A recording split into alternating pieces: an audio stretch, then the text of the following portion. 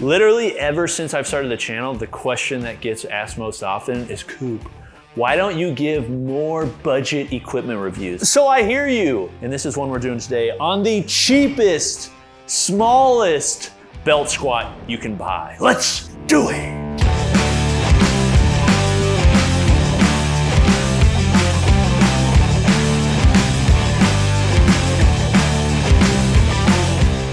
Hey guys, this is Coop from Garage Gym Reviews. We're here in the garage gym, here to do another review. Today we are doing it on a cheaper, more budget-friendly piece of equipment. Now, I've reviewed, tested, and used regularly lots of belt squats. If you're into these sorts of reviews, make sure you subscribe because we have many forthcoming. And another thing I just posed to the audience, are there any other budget piece of equipment that you'd like a review on? Let us know in the comments and we'll get one out. This one specifically was one recommended by you, so you're welcome. Okay, here's really the problem with most belt squats is they take up a lot of space and they also cost a lot of money. This one is supposed to solve both of those. It's very budget friendly, and also takes up hardly any space. It's very portable. Here's the reason you would use a belt squat. Before I get into this one specifically, just belt squats in general. The reason most people use belt squats to squat with is because they're trying to prevent axial loading with a barbell. So when you're squatting with a barbell, you put it at the top of your spine, you're loading in such a way that there's compression, those different forces that you're having to deal with. This is a way that you can take the load off of your spine, place it on your hips, and then squat. This allows people that have lower back issues, shoulder pain that prevents them from getting behind the bar to still squat. It also allows people to just load the legs without really like killing their CNS like happens with a squat because it's just so much harder. This is something that I use as an accessory movement. I also use belt squats for rows, for weighted pull-ups, weighted dips, all those sorts of things. And some of those movements are ones that you can specifically do with this cheaper, more budget-friendly belt squat machine. So without further ado, let's get into the actual product review now that you're super interested in belt squats. Okay, so this is the Revolt belt squat. This is the simplest belt squat I've ever seen, simplest one I've ever used, and also one of the cheapest, and that's the reason people are interested in it. Have you seen the Revolt one? I got an ad for the Revolt one. So this is it. So I brought it in to test it and review it and compare it to these other ones. First of all, you need a squat rack in order to use this. You just need some sort of upright you can place it in. You really want some sort of upright that's stable and strong because you're able to load up to 495 pounds on this right here. So it can load quite a bit of weight. But the way it works is, again, very simple. There's these holes on each side. It's designed to fit any rack up to 3 inches in width. And in fact, even on a 3-inch wide rack, which this one is, there's still play side to side. So if you had for some reason, like a 3.125 inch rack or something like that, but if you had it, you could probably still fit this on there. And this really isn't designed to be like a super uber comfortable fit. You're pretty much gonna be fine.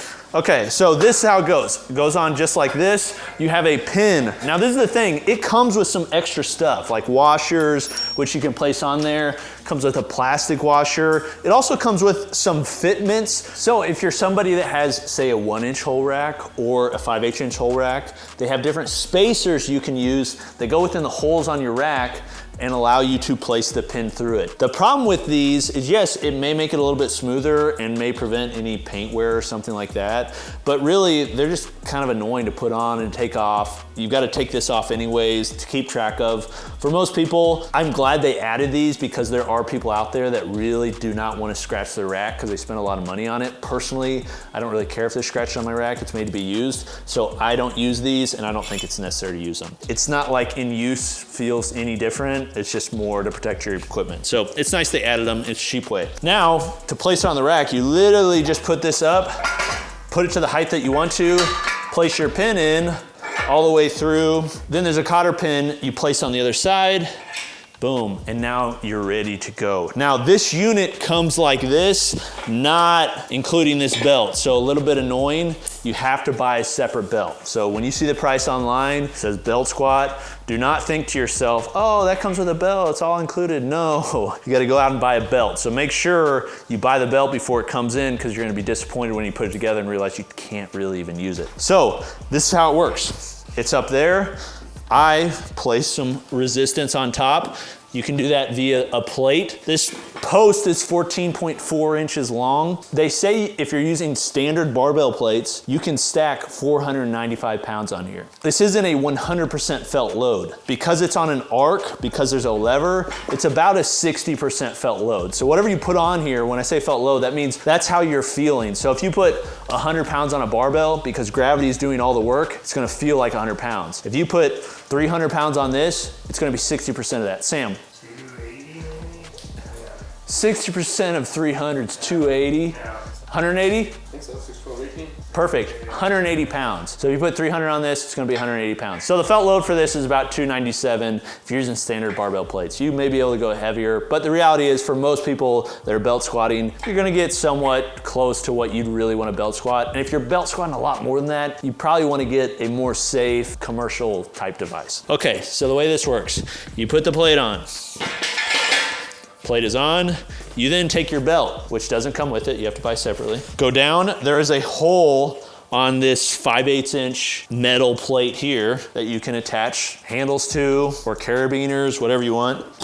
Booyah. Now this is the problem. Similar to, say, the rep belt squat, you cannot start at the top of a rep, which means if you're going really heavy, you have to step up, climb up, and then set up for your set. What I would suggest is making sure you come up with some sort of 2x4, some sort of jack that you can put in here to start at the top of the rep, take out, do your reps, and then set back up. Because doing heavy weight where you gotta start at the bottom, that's not very feasible. So that's the reason competitors like the Sornex J Squat has a built-in jack. So you're just gonna have to DIY your own if you wanna go heavy. So now that I'm here, you use it like any other belt squat. You can hold onto the upright, you can hold onto this post if you want, and you squat. Because the weight is on top, you can get pretty good depth. Like, that's touching, and that is below the depth that I normally squat. When I'm squatting with a bar, with a belt squat, I'm probably squatting about here.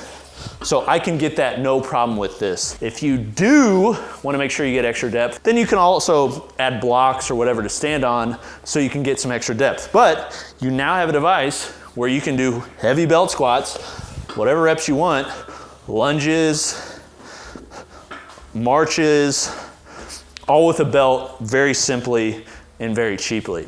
Okay, so obviously this is made for belt squatting. It's in the name. That's really what you primarily gonna use it for. But you're trying to increase the versatility of your equipment beyond just a belt squat. This can be more versatile than that. So if you take a cable handle, because it's just a simple hole, you have a carabiner, you can suddenly use this for low rows, which is actually very nice. Like this movement, again, like you can make this so this isn't moving as much using the bushing, or you can just be fine with it. It's not a big deal, it just goes side to side a little bit. But wait, there's more. If you really wanted to, you could attach other attachments and use it for other things too, because simply a lever that you're using for whatever movements you wanted. So if you wanted to use it for curls, you could attach a bar there, or you could attach things like these here.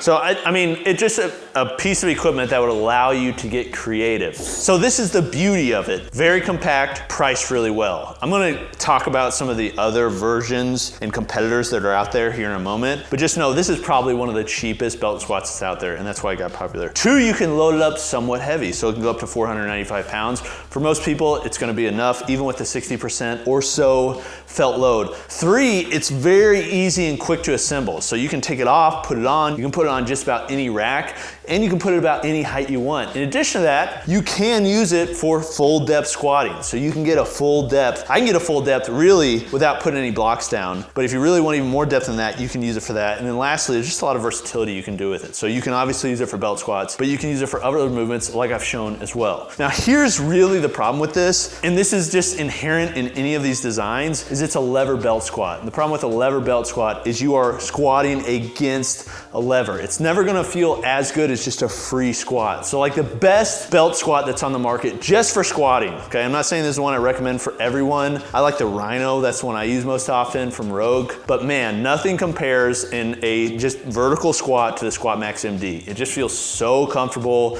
It's a free weight. just feels amazing. This, because it's a lever, it is kind of introducing some shearing forces into the knee because it's pulling you forward based upon the lever. And because the lever is really short, like this is not as long as most jammer arms. Like this is even shorter than like Rogue Shorty jammer arm. It is like bringing you forward and back. So you're like squatting a little bit different movement. For most people, I don't think it's that big of a deal, but if you're somebody that just wants the absolute best that's out there, this is the option I'd recommend for those that just want the absolute best. Now, to compare to some other options, because there are others out there. Number one, I think is the Sornex J Squat, because you're able to use a lever arm that also has a connector piece that goes on. The reality is though, just the connector piece, not including the lever arm, is nearly or more than double the price of this. So when you're factoring price, that one's out. If you're factoring price of the Rhino, takes up a ton of space, costs a couple grand, that one's out too. Squat Max MD, again, within the $1,500 range or so, too much, takes up too much space when you compare it to this for people that are in this level.